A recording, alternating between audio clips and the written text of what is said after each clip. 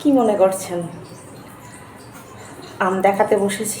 আমটা দেখাবার আবার কি আছে? আম তো সবাই খায়, তাই তো?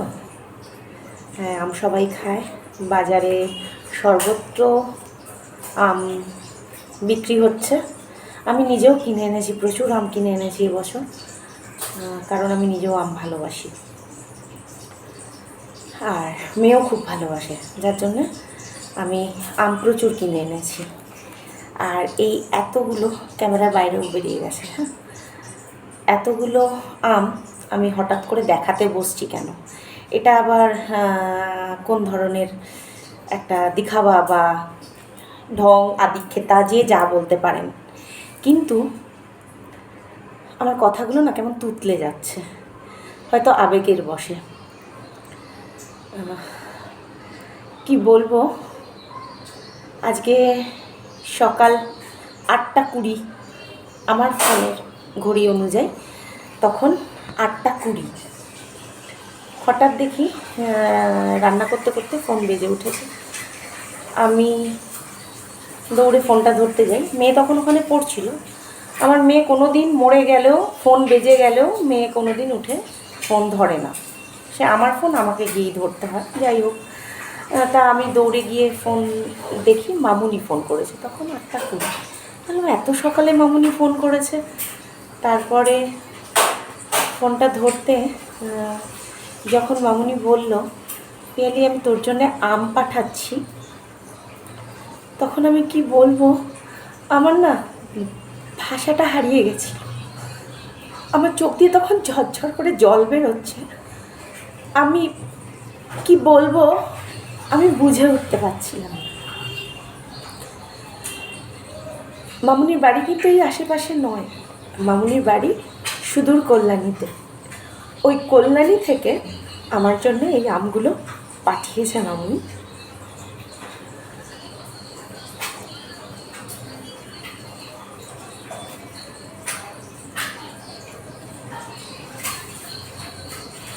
বছর 2-3 হয়ে গেল গাছের আম চোখে দেখি না, কেনা আমি খাই। কিন্তু এটাও যে আমার প্রাপ্য ছিল সেটা আমি জানতাম না, সেটা আমি বুঝতে পারি। সবাই জানেন অ্যালফানসো আম অনেক দাম, বা অনেকের কাছে অনেক কিছু অনেক দামই হবে, কিন্তু এই আম কটার মধ্যে কি আছে সেটা আমি ব্যক্ত করতে পারবো না। মামুনিকে ধন্যবাদ দিয়ে বা থ্যাংক ইউ বলে ছোটও করতে পারবো না। এটা যদি না খেয়ে সাজিয়ে রাখা যেত, আমি সেটাই করতাম।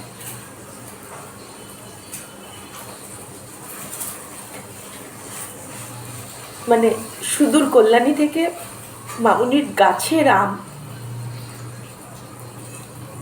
আসবে, সেটা আমি খাবো আমার পরিবার সমেত। সেটা আমার কল্পনার বাইরে ছিল। আর মামুনি আমটা পাঠিয়েছে, মধ্যিখানে দুজন ছিল যে আমটাকে আদান প্রদান করেছে। আঙ্কেলকেও থ্যাংক ইউ বলছি যে অত দূর থেকে আমটা বয়ে নিয়ে এসছে এবং মেয়ে হাতে দিয়েছে, মেয়ে আবার আমার কাছে এনে পৌঁছে দিয়েছে মামুনির উদার আম।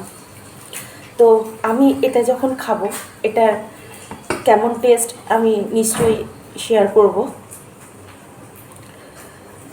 গন্ধটা খুব সুন্দর, কেন মেয়ে যখন এনেছে আমার হাতে ব্যাগটা দিয়েছে, খুব সুন্দর ব্যাগ থেকে গন্ধ বেরোচ্ছিল, এখনও গন্ধে মমো করছে। ফ্রিজে ছিল এতক্ষণ, কারণ সারাদিন গরমের তাপে বাইরে ছিল, তো গরমের তাপে নরম হয়ে যায়, তা এসে সঙ্গে সঙ্গে ফ্রিজে ঢোকানো হয়েছে, ফ্রিজেই ছিল।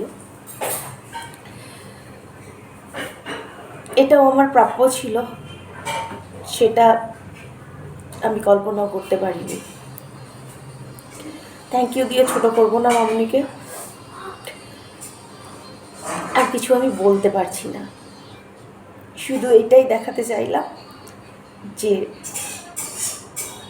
ইচ্ছা থাকলে অনেক কিছু হয়। সুদূর কল্যাণী থেকেও এই আমগুলো আমার জন্য পাঠিয়েছে। আর বেশি কথা বলে ভিডিওটাকে লেন্দি করব না। যখন খাবো এটার টেস্টটা শেয়ার করবো নিশ্চয়ই। দেখুন, যে ব্যক্তি ভালো হবে তার সব কিছুই ভালো হবে।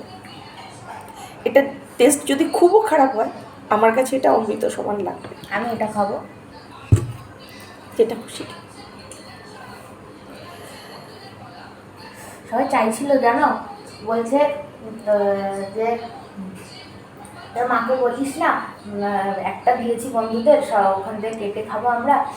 ঘরে অনেক আম আছে, আমি সেটা থেকে নেবো। ওটাই বলেছি যে আমার ঘরে অনেক আম আছে, আমি ওটার থেকে এনে দেবো। তবে আমার মাকে তো আমি চিনি, এখান থেকে যদি আমি একটাও দিয়ে আসি তোদের পেট থেকে বার করি আনবে আমাকে।